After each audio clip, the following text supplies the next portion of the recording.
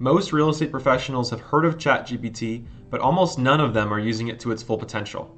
In this video, I'm going to walk you through exactly how to use ChatGPT, including its latest version, ChatGPT 5, which was just released a few days ago here in early August 2025.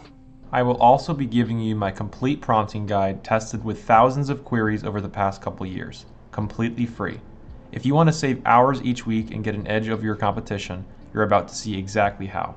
My name is Jack, and I help real estate professionals all across the country scale their businesses using AI, the latest technology, allowing them to work smarter, not harder. We're going to cover everything there is to know about ChatGPT, the latest updates, and how you can get started and use your time most effectively on the platform. All right, so let's get started. So if you pull up ChatGPT here in your browser, it'll tell you right here to prompt to log into ChatGPT to unlock ChatGPT 5. And that way you can sign up for free using just an email, or you can log in if you have an existing account. Once you sign in with your free account, you'll be brought to this screen here, which is a blank canvas where you can enter in a new chat, you can add files, you can dictate, you can use voice mode, and temporary chat. All different things we'll speak about in this video. First things to notice will be the left panel here if you're unfamiliar with ChatGPT or have not used it before. You'll see options to create a new chat, search your existing chats, access your library that has all of your photos or attached files, the Codex, which is more advanced for coding, Sora, which creates different videos using prompts, GPTs, which are different custom chats that can be set up for repeatable tasks or certain things that you do often and are looking to automate or speed things up. Below that will be a list of all of your custom GPTs that you create yourself or others that are made and you pin that you use frequently.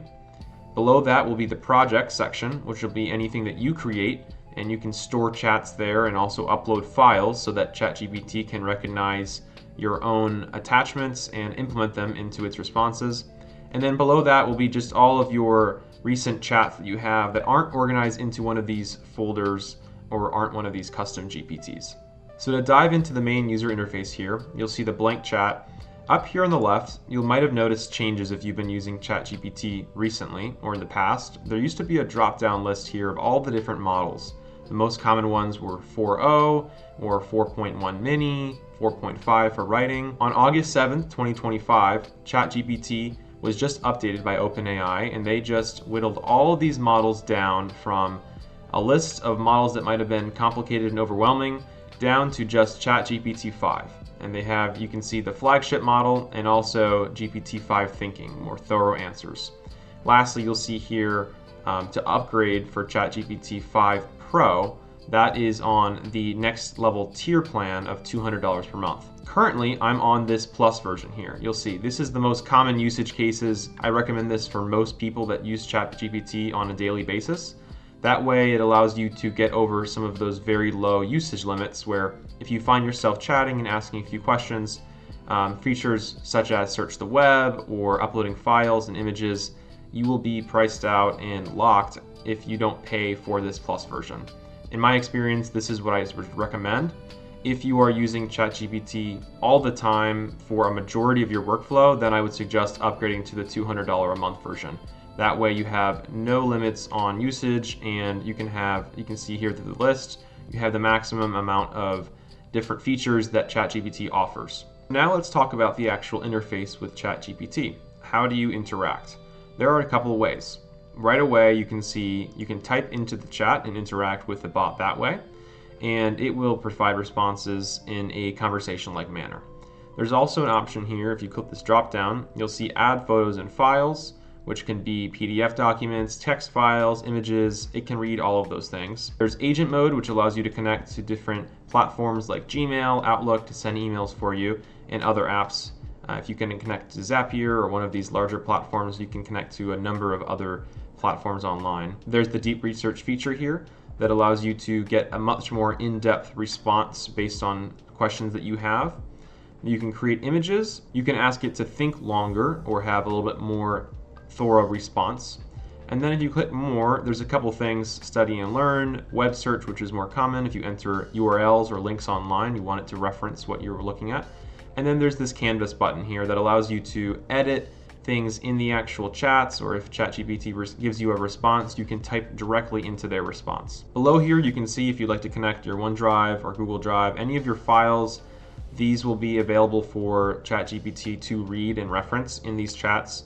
Just be aware if there's personal information, I would not connect to this yet. This is still an early feature, so it could be used, but in select cases.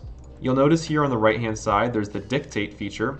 And if you click that, it will be allowing you to speak to ChatGPT, and it will then put out the audio here. We can test it now. Give me a list of the top 10 cities to live in Florida. You can see here after a few seconds, it gave exactly what we spoke to the dictate feature, and it will type it out for you. And this is really helpful if you're typing out a long section of text, or you're just trying to explain your thoughts or give context to the bot. That way it will allow you to save some time there. And lastly, here on the right, there's this voice mode. This will allow you to have a genuine conversation with ChatGPT where you can go back and forth and speak to it more like it's a human rather than just dictating text into the chat where you're still going to be interacting back and forth with a keyboard. So this can be helpful if you're thinking through certain ways to converse with someone or negotiation tactics. These are all things that can be spoken back and forth, or if you're on your mobile device and you're on the run, you have a few questions on something simple, this can be a good feature for you to try. And then lastly, here in the top right, you'll notice this turn on temporary chat.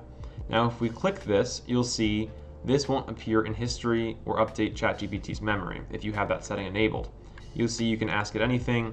You'll have access to all the same different features that we just spoke to, except the voice mode. You'll have dictate here, and it won't be saved in one of your chats down here we talked about on the left. It'll just be a temporary chat. If you have a quick question and you don't want your ChatGPT library or your saved chats to be flooded with little simple questions if you have that on a regular basis. But I use this quite often, almost daily, so it's a good feature to know about. I wanted to cover this GPT section a little bit more in detail here. If you click GPTs, you'll see some of the most popular ones or featured GPTs that people use on a regular basis. And you can scroll through. There's also a trending section by ChatGPT, writing. There's different features that you can go through and test some of these out. And this might be helpful. There's also tabs up here that might be able to help you. And another feature that's pretty important, if you see on the left, I have a different number of GPTs that I've created myself. If you have the Plus version, which is $20 per month, you can, up here on the top right, you can create your own GPT, which you can see you can configure, and there's the chat button to create. I would highly recommend, if you're making your own GPT, do use this configure tab, and this will allow you to name, add a description, most importantly add instructions for something that you do on a repetitive basis. For example, if you have market reports, or if you have summaries that you have for listings, if you find yourself doing tasks once a week, once a month, even once every few months that you want to cut down time on, if it's heavy on writing or manual work, this is a great section to input those instructions, upload files of good examples of your own words or your own past works. Then you hit create up here, and it will make that new GPT, which will be located here on the left-hand side under GPTs. That way, when you click into one of them, for example, this one is a Google Update press releaser for Google Updates every few days or a few weeks. If you have a Google business profile, you can ask it the prompts or ask it things, and it'll already have those files or those instructions you have saved in, which can save you some time. Instead of going to a new chat every time and giving it the full prompt, it'll just save all of that in the GPT. Now let's talk about projects. You'll see here on the left, I have a few projects that I use pretty frequently. If you hit new project, it'll allow you to create a name, and we'll just do a test here. We'll put social media as our project, and that way when we hit create, it'll say, we can keep all the files, chats here, and instructions. The way this differs from these GPTs, as you might have noticed, you can add files before and also add instructions. I find this a little bit better of a way to organize different chats. So for example, with social media, that covers a wide variety of topics. It could be for Instagram, or it could be for Facebook, it could be for YouTube, it could be for a number of things. And you can just create a new chat. You can upload files just like the normal user interface that we went into earlier. And with these files, it can reference each of those and any of the chats you create.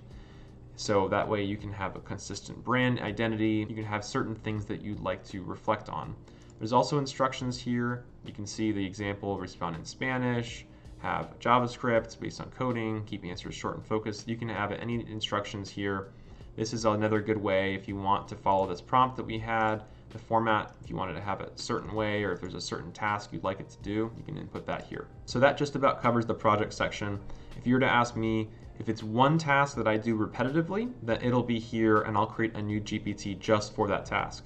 If it's a broader subject matter, for example, if it's a market that you specialize in, you can create a folder for that market, include all the different files or market updates, the latest news, anything that you think is necessary, and then just create new chats in that folder, and it can reference all of those files and give you just a little bit more context than starting from a fresh chat like this. Now that we have a better idea of how the user interface works with ChatGPT, for those of you who are unfamiliar with the newest updates or the platform itself, let's take a deeper dive in how to prompt ChatGPT to give us the best responses.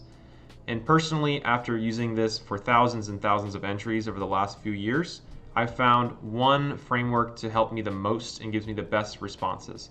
Because with these large language models like ChatGPT, your response will only be as good as your prompt. You'll see here on the screen I have a little guide that I put together of the framework that I've been using and referencing of top AI experts around the world. They also use this and I've been following them in practice.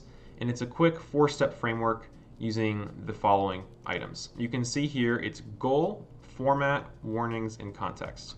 And we can just kind of go through this document really quickly. You can see the goal is what is it exactly you want the task to be for ChatGPT or any other language model to actually follow. Then there's the format. So do you want it paragraph form? Do you want bullets? Do you want an image? Do you want a video?